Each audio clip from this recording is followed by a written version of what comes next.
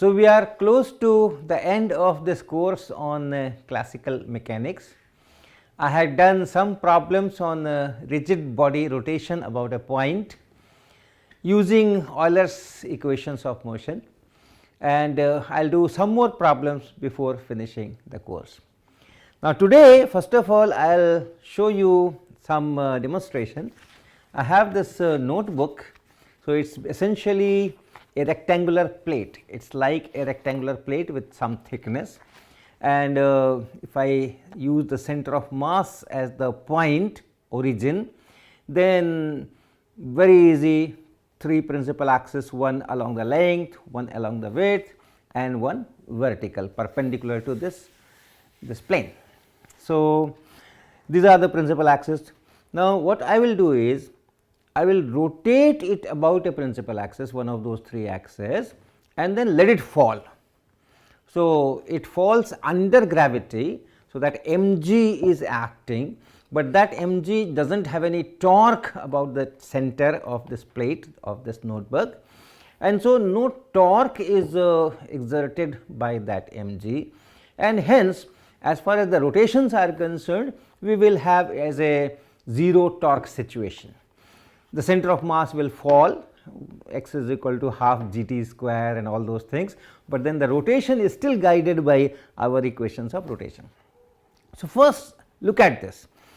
I will be rotating about this axis perpendicular to this bigger face, flatter face. So, this axis I will be rotating, and you notice how it falls on the table. Okay. Once it falls on the table, that means once it has travelled this much of distance, what has happened to the angular velocity? Initial angular velocity will be along this say one direction, and other omega 2, omega 3 I will try not to give, okay.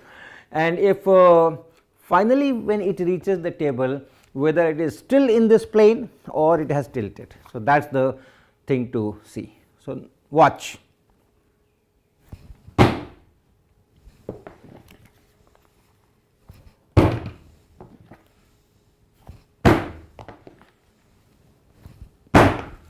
All the time its face, this face, the lower face hits the table, okay. It goes like this, it rotates and then it hits like this. Natural, this is a principal axis, and if you rotate about the principal axis, then class 11 mechanics is fine. So, it keeps rotating about that axis and then it just reaches the table and falls. Now, I will be rotating about this principal axis. This is also a principal axis. About this principal axis I will be rotating, and then carefully watch what portion of this notebook hits the table first, whether it is this part or it is this part or it is this part, which part, this edge hits the table or this edge hits the table or this area hits the table. Careful.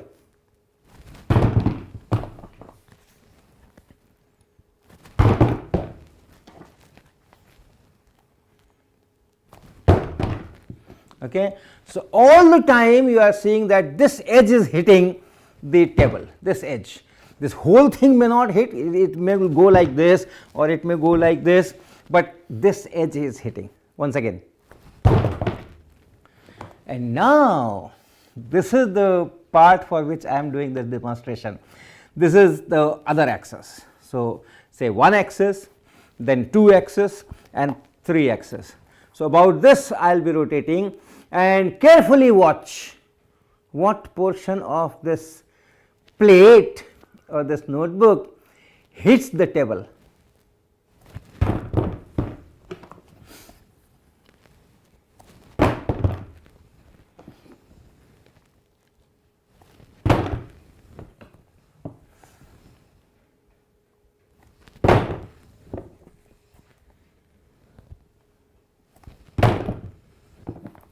Okay.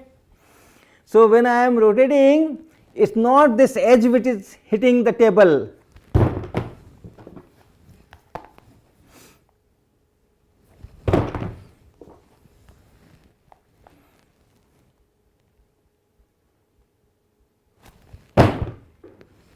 Alright, most of the time this surface hits the table.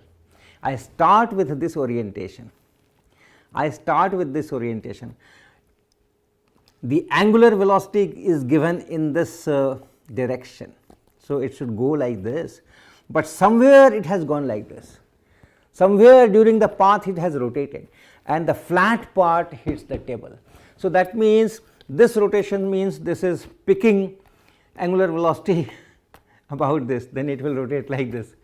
So, although I am giving initial angular velocity along a principal axis as best as I can, of course, this is a very crude method of giving initial angular velocity, but there is something special about this, that it picks up the other rotations very fast. So, let us do this problem, let us analyze this problem. So, I have this plate, and then there is some thickness,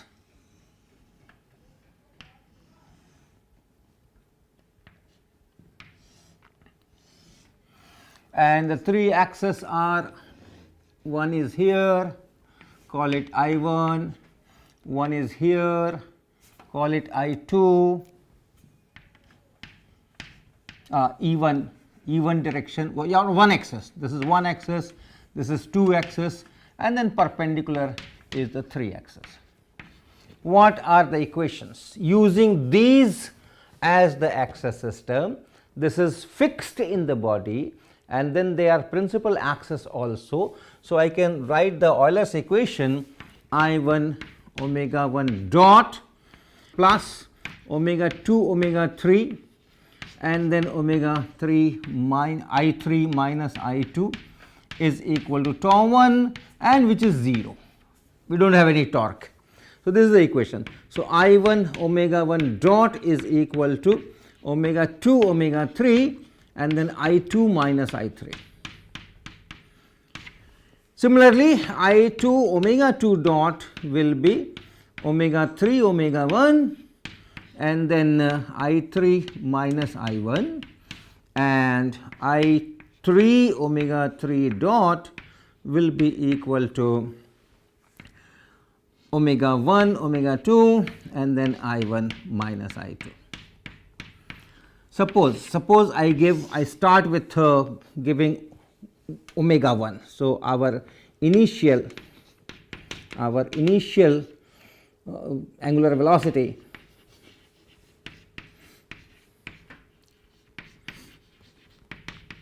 is largely, omega is largely say omega 1 E1 and omega 2 omega 3 may be there small, very small, all right, because I try to give it a pure rotation about one principal axis.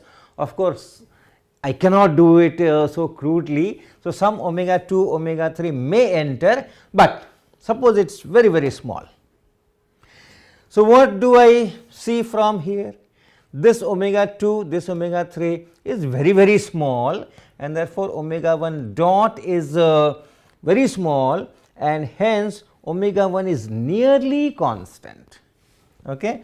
So, if I say this is 1, this is 2, this is 3, then what we will say is from 1, since omega 2 into omega 3 is very small, this omega 1 dot is also very small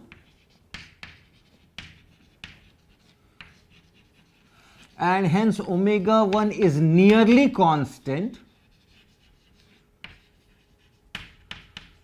and whatever angular velocity I had given initially, it will largely, that component will largely remain there. This first component omega 1 will be nearly constant, equal to what I had given initially.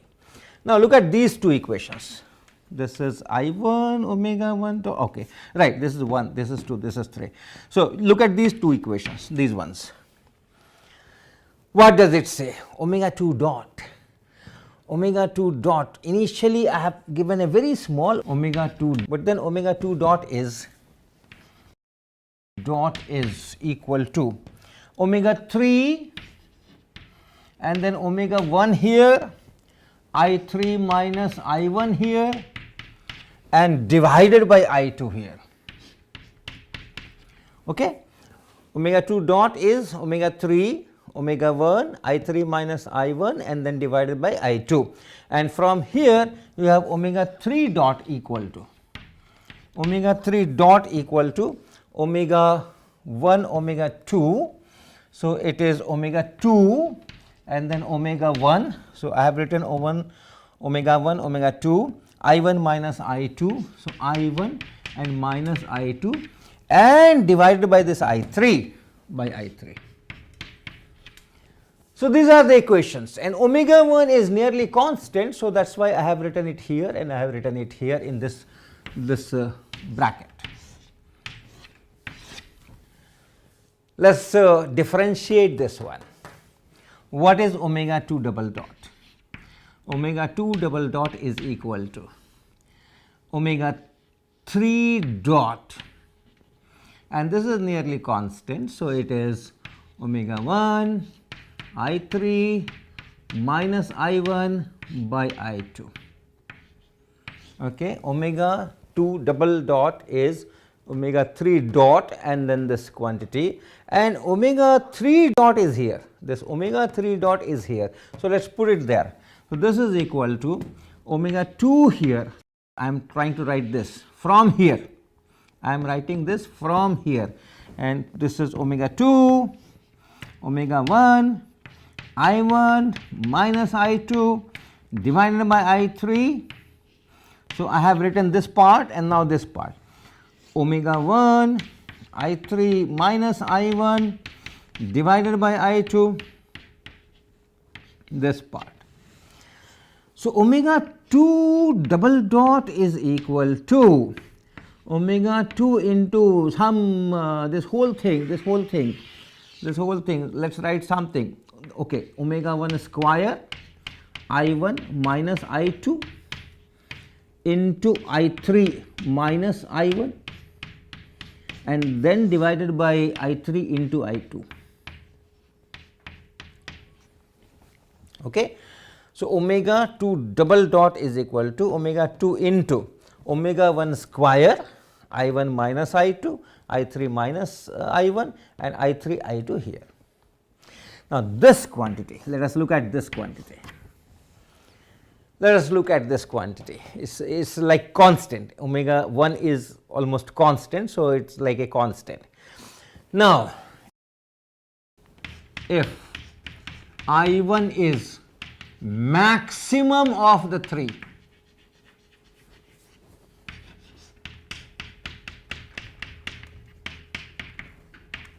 if I 1 is maximum of the 3, then I 1 minus I 2 will be positive and I 3 minus I 1 will be negative.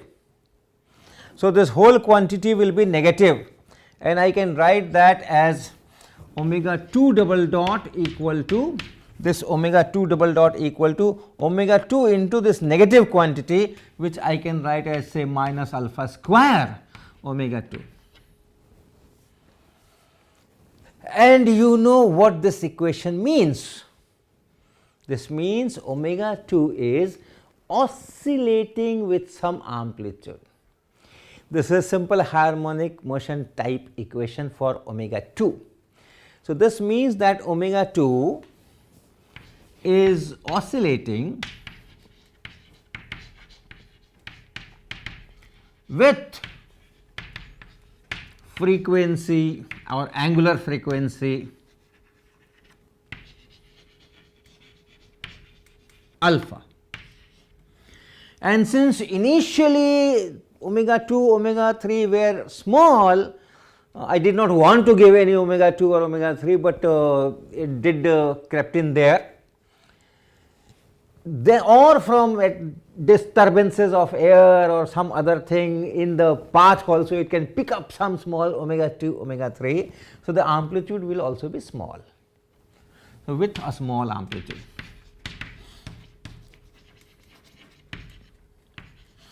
And same will be the case with omega 3, same with omega 3. Okay. So, largely it will continue with angular velocity omega 1. Some small omega 2, omega 3 will be there, but that will be oscillating, the amplitudes will be small, and finally, when my notebook falls on this table, it falls with that initial, whatever was initially below this surface, it falls there if I1 is maximum. In fact, if I take this as the axis, the moment of inertia will be maximum as compared to this axis and this axis, because this is perpendicular axis theorem, this will be sum of this and this. So, if I am giving it this rotation, that means I am in this I am satisfying this condition, I1 is maximum. What if I1 is minimum? Okay. If I1 is minimum,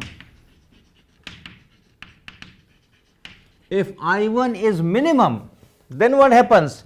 This is minimum. So, I1 minus I2 is negative because I1 is minimum, but I3 minus I1 is positive because I1 is minimum. So, this is again negative. So, the same story is the same story again omega 2, omega 3 will oscillate with small amplitude.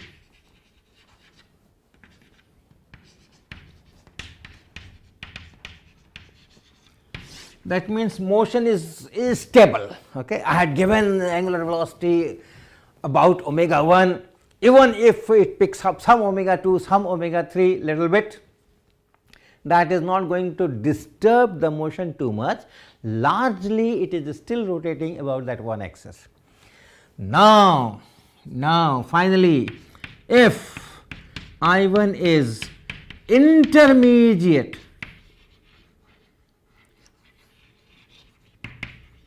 between I2 and I3, it is intermediate between I2 and I3, then if one is positive, other will be also positive, if one is negative, other is also negative. Okay. If I1 is in between and I2 is the largest, suppose I2 is largest and this is in between, this is the story, then you can see I1 minus I2. So, this is smaller, this is larger, so this is negative, and I3 minus I1, this is smaller, this is bigger, again negative.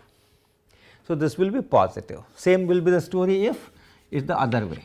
So, if I1 is intermediate between I2 and I3, then this factor here is positive, and if this factor is positive, you can write your equation as omega 2 double dot is equal to alpha square times omega 2.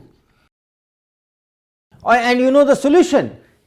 You know the solution of this equation also. It will be like e to the power alpha t, and the other term will be e to the power minus alpha t, but this will not dominate, this will dominate. So, it will keep increasing. Okay. Omega 2 will keep increasing, because omega 2 will be some constant, although this is a small constant, initially it is very small, say e to the power alpha t, and some b e to the power minus alpha t, ultimately this dominates. So, initially the value is small, but this is continuously increasing as time passes. Okay.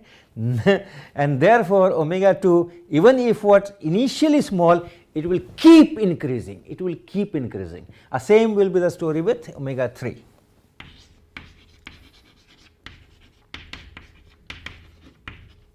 So, this is not stable.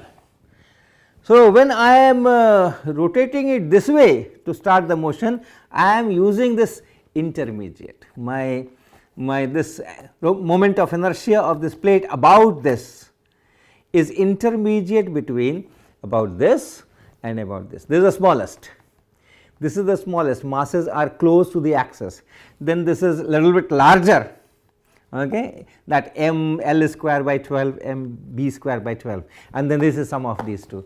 That is what you have seen. If I am doing this rotation and then letting it fall, as time passes it is picking up the other rotations, and finally in some situations when it is rotating about this axis, then it becomes stable and it falls on the table that way. So, this is about stability. So, before taking up the next problem, let me give the demonstration of the situation which will be there in that problem. And that is, I have this wheel and I have an axle here, this is an axle, and then a rope is tied to this end and I am holding it here, okay. And then this wheel will be spun, I will be giving a spin angular velocity, it will spin like this. So, let us do that and see what happens. So, this plane is vertical and then I am giving a large velocity, and you see the wheel is spinning and is also rotating about this about the vertical line through this support here, okay, once again. So, the wheel will keep spinning, that is one. At the same time it will rotate like this, it will rotate like this, right, and if this speed is high, it will remain vertical, almost remain vertical. See once again. So, there is a precision. So, now the problem is the same situation which is written here. A wheel of mass m has moment of inertia I naught about its symmetry axis. So, I have a wheel and this is the symmetry axis, and the moment of inertia about this axis, which we will call, let us say 3 axis, is I naught. A light axle is attached to the center. So, I have an axle here, light, okay. So, this is axle, this line is our geometrical line, right, to show the axis. This is the actual physical axle there, and then the other end length being L. So, this length is L. The other end of the axle is tied to a light rope fixed at some support. So, this is a rope, and that I was holding here. So, this is that fixed support, this point is fixed. Initially the rope is nearly vertical. So, initially the rope is nearly vertical. So, this angle is beta, let us say small, nearly vertical. The axle horizontal, this is horizontal, and the wheel spinning with large angular velocity omega naught, okay. So, it is spinning with large angular velocity omega naught, that is given. The wheel axle system moves under the gravity and of course, this tension, right, gravity, you can write, and the tension from the rope. So, these are the forces on this wheel axle system. Assume that it precesses with a uniform angular velocity about the vertical line through the support. You had seen that this is called precession, this motion is called precession, this is called spin. So, it is precessing with a uniform angular velocity, and that the spin velocity remains constant. So, you assume that the spin velocity omega naught, that remains constant. Now, you have to find that angular velocity of precession and find the angle between the rope and the vertical, assuming it to be small. So, this is our question. So, let us choose axis system. So, this I will be using as 3 axis, and vertical from here I will be using as 1 axis, and then horizontal in this plane of the disc, that I will be using as 2 axis. These are principal axis because this is perpendicular to the wheel, it is a symmetrical system. So, this is a principal axis, then this is a diameter, Okay. So, you assume that it is all symmetrical, and this is principal axis, and then this is also a diameter. So, this is also principal axis system. So, this 1 2 3 is principal axis system. Principal axis 1 2 3 are principal axis, but they are not fixed in the body. It is not body fixed frame. Why? 3 is all right, 3 is all right, all the time it is normal to this disc, plane of the disc. So, this is all right, this is fixed, but this I am saying it is vertical, and at different times different radii will come here.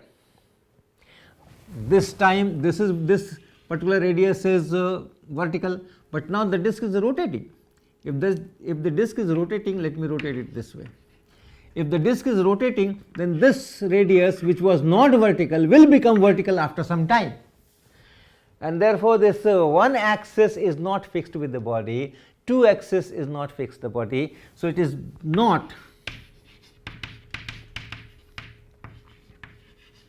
fixed in the body.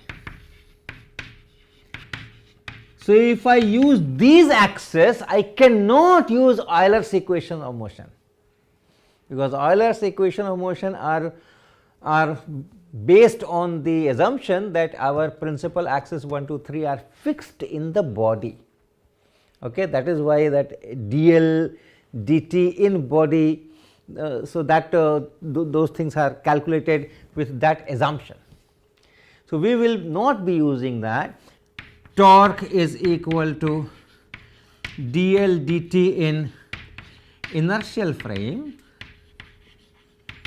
and then this is equal to dl dt in rotating frame, which may not be fixed with the body, and then omega cross L. And what omega is this? What omega is this? This is very important. What omega is this? I should not use this symbol. So, let me use another symbol, capital omega. This is angular velocity of the frame, of this rotating frame.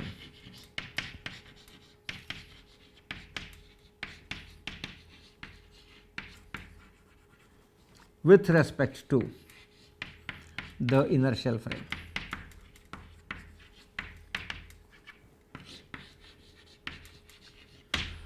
All right. So, we have done that. So, we have chosen the 1 2 3 axis rotating frame of reference. This frame is rotating, and if I look from the lab, from the inertial frame, this origin is also going on a circular path. Okay. So, this equation when we derived, that time our origins were same. Now, this origin is also going on circular path. So, that also we should take into account. So, what I do is I use another frame, say XYZ frame. Let me use another frame, XYZ frame, and what is the description? XYZ axis coincide with 1 2 3 axis, 1 2 3 axis, coincide with 1 2 3 axis at t equal to 0. Okay. After that, the directions of XYZ remain fixed in the lap frame, which is inertial.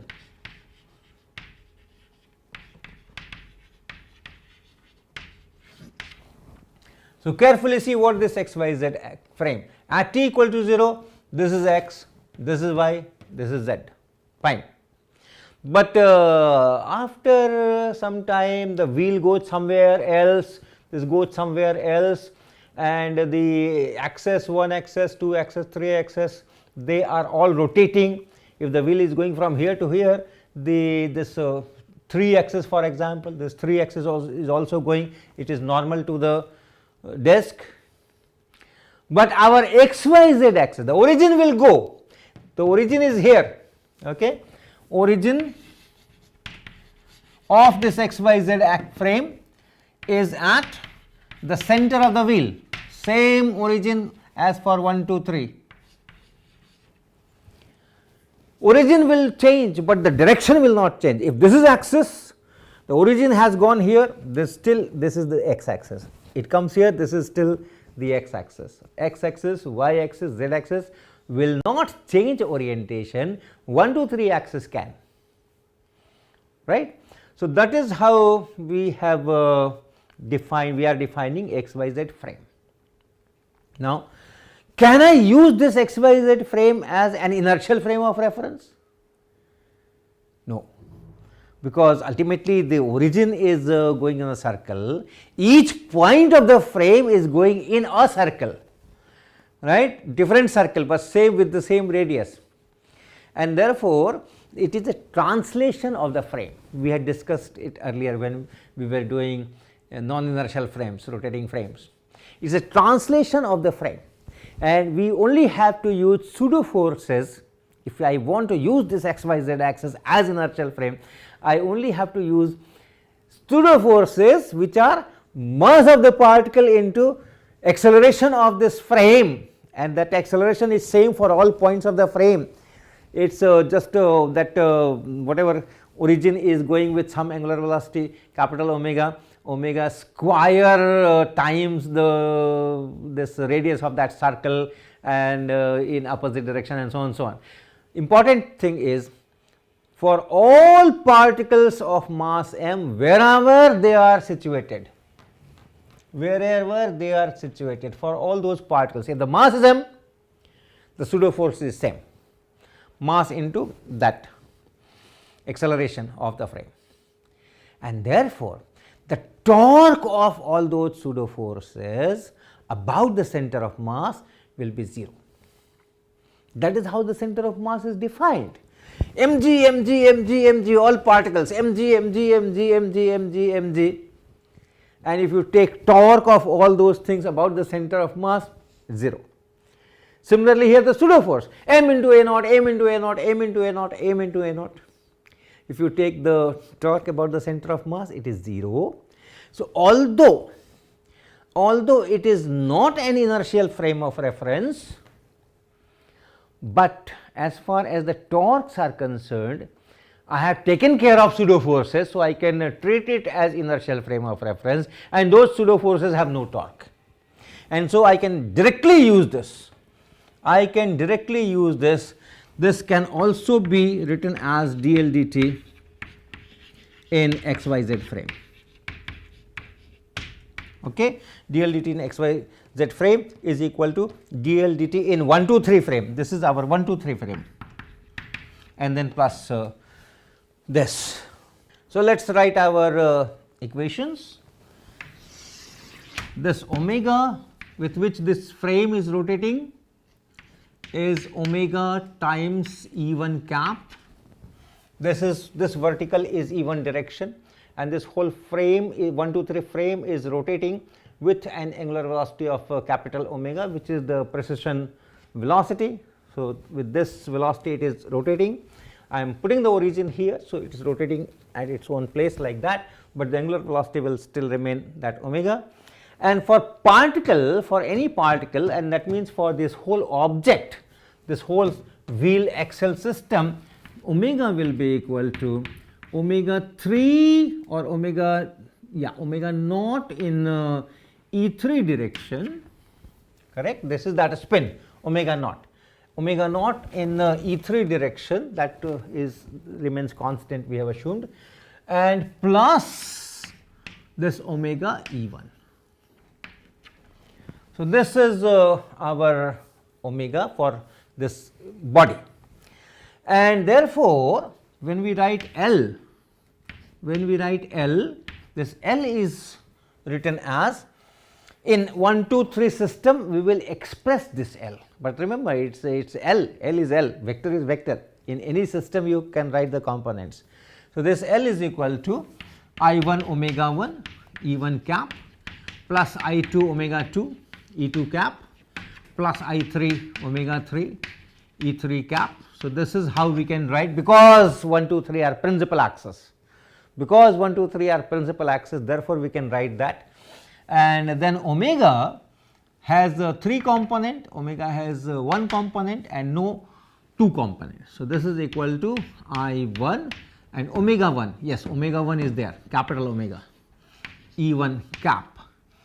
This is not there, omega 2 is 0 and this is there, plus I 3, I 3 is that I naught, I 3 is that I naught, and omega 3 is omega 3 is omega naught E 3 cap, correct.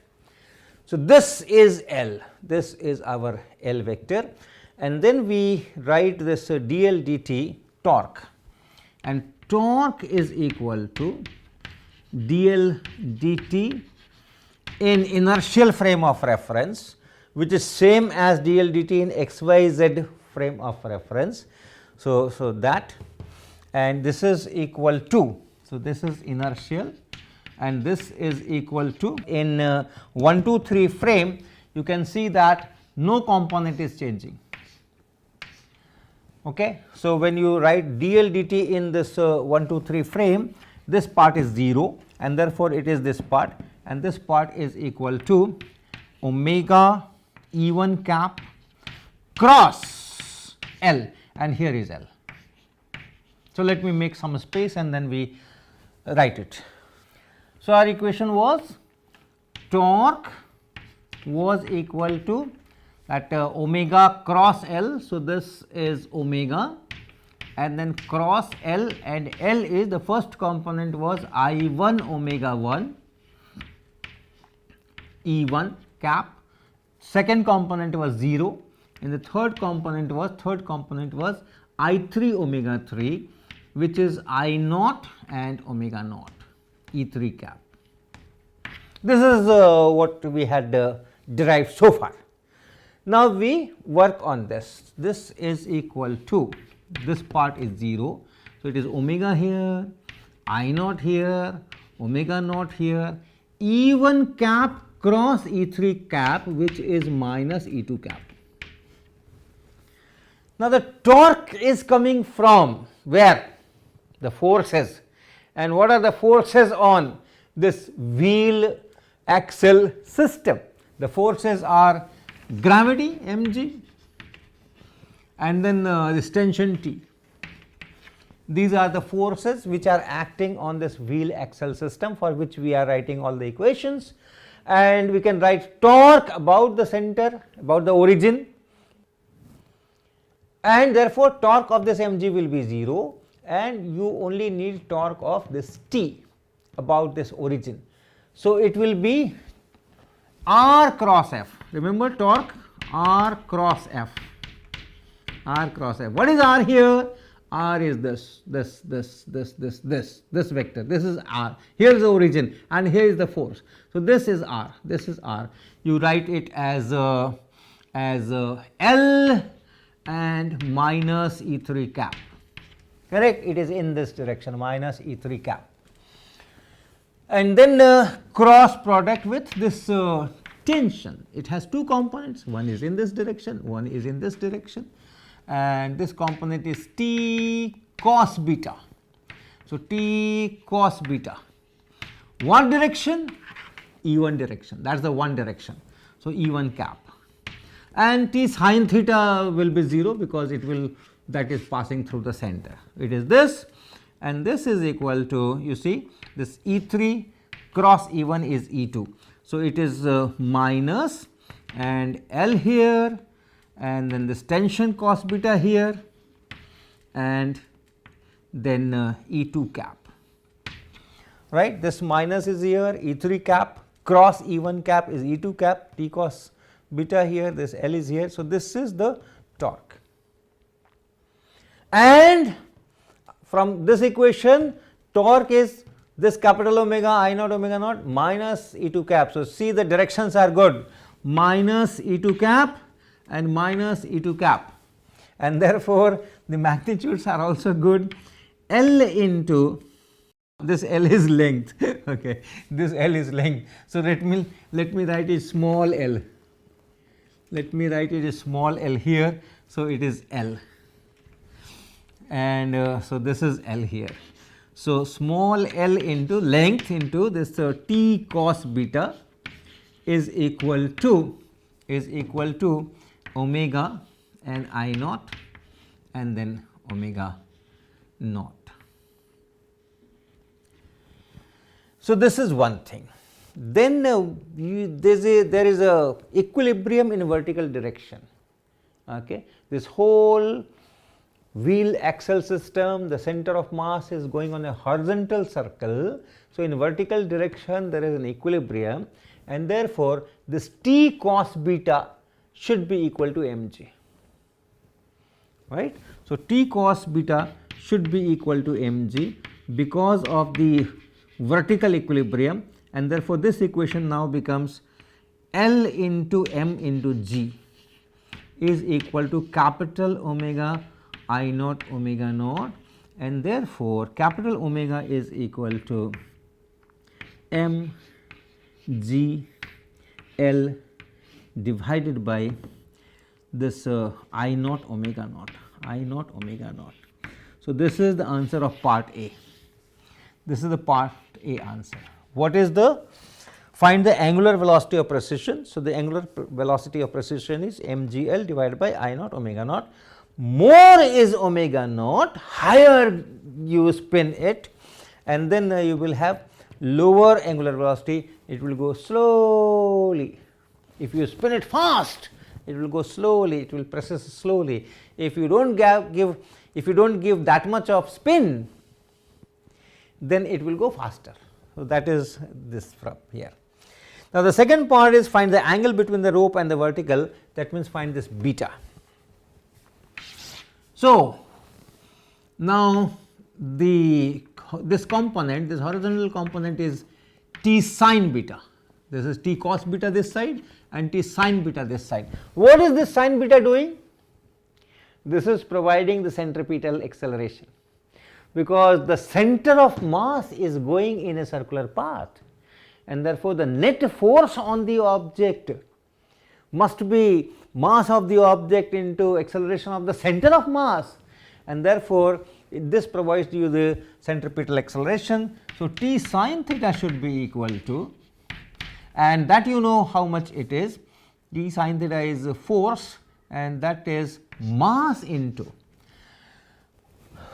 omega square into radius, and radius is L plus, this is the center of this circle. So, L and plus, if this distance is d, okay, if this distance is also needed, if this distance is d, it is d sin beta, d sin beta. Okay. And T you can again write from here what is T, and then things can be written there, but let me do this is beta. But let me use this approximation. Sin beta is beta and cos beta is 1.